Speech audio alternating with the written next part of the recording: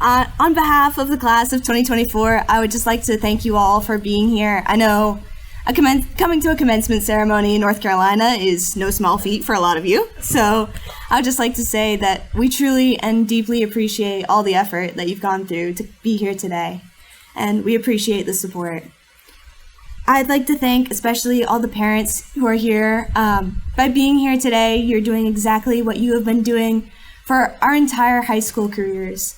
You're supporting us, crying with us, laughing at us, with us, hopefully.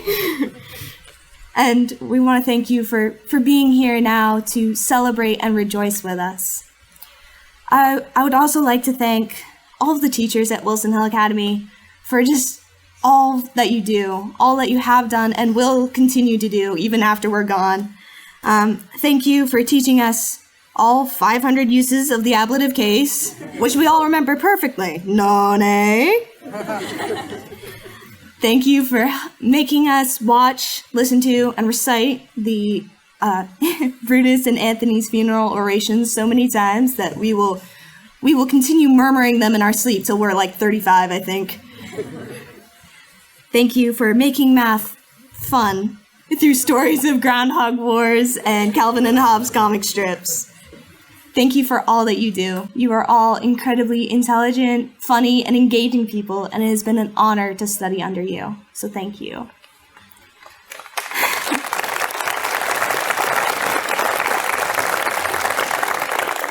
I would especially like to thank our two senior thesis teachers this year, Dr. Tom Vieira and Mr. John Choi, although I think technically his students have already given him an honorary doctorate, so Dr. John Choi. Mr. Choi, although I did not have you for senior thesis, I did have the honor of having you for TGC 5 last year, so I know firsthand the amount of time that you dedicate to your students, and it really shows in everything that you do. I know firsthand the organizing, the planning, the rearranging, the in-depth explaining that you go through in order to make our lives easier. So thank you. And I think you'll be happy to know that I now violently cringe every time someone calls the Middle Ages the Dark Ages. So thank you for that. Dr. Vieira, where to begin? You'll notice that he's sitting in a spot where I can't actually see his reactions for this, so if I didn't know better, I'd say it was on purpose. Yeah, you want to know.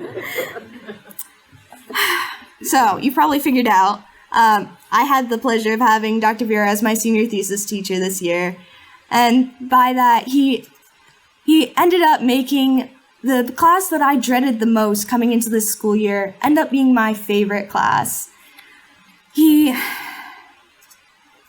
If you've taken a Dr. Vieira class, you just know. Like, there's so much, he has so much emotion, and he cares so deeply for his students. And he shows it every single day.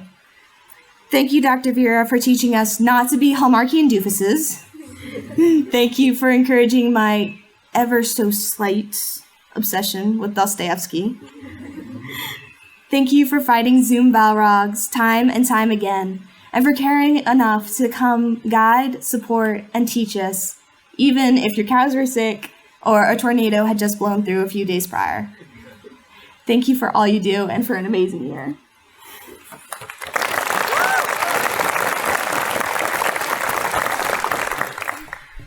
So, when I got the news that I would have the honor and the responsibility of speaking today, I was actually finishing up the last TGC 6 essay for this year, so I ended up in this really interesting position where my thoughts were both extending into the past of thinking about all the books that we've read in TGC classes over the years and all the memories that we've made reading those books together, but then also into the future to graduation, work, college, and beyond.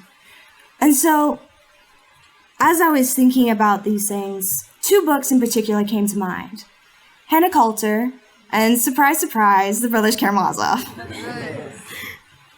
So Hannah Coulter came to mind really because of what Wendell Berry says about having hope versus having expectations. And if you were at the devotional yesterday, Dr. Vieira brought this up, so I'll I'll repeat a little bit, but I'll try to make it new. Wendell Berry, through Hannah, says that we need to have hope, but we must not let our hope turn into expectation. We must hope for good things for ourselves and for others, but we shouldn't insist on them. We shouldn't demand them. We shouldn't expect them. My mind also went to the Brothers Karamazov, specifically Alyosha's speech about memory. If you've read the novel, you know that at the very end, Alyosha bursts out with just love and compassion for a group of schoolboys. And he says multiple times that one good memory can save a person in a moment of indifference to morality. He says that some such beautiful, sacred memory preserved from childhood is perhaps the best education. So, as I had these thoughts swirling around in my head, I was reminded of a quote from a certain Rhetoric 1 teacher, not naming any names, Mr. Altaga, who once said that the present is the future becoming the past, which is an amazing and insightful comment in and of itself, which shows you just how amazing these teachers are. But as it combined and connected with those themes that I was just talking about, I realized that it revealed something more.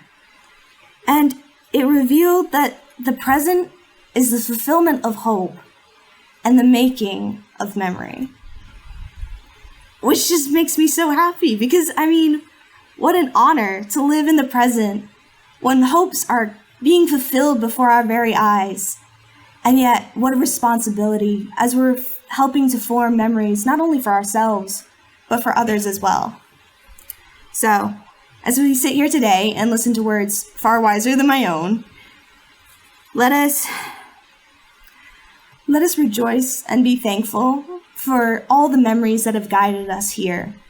And let us pray for patience that the memories we are currently creating would be of active love. Let us rejoice for the hope that is being revealed, that is being fulfilled today, right before our very eyes. And let's rejoice even more in the hope that we have, a hope that we can dare let even become an expectation because of the one who we hope in. Like Alyosha and the schoolboys, let us first of all and before all be kind, and then honest, and then let us never forget one another. Congratulations, my friends, and thank you.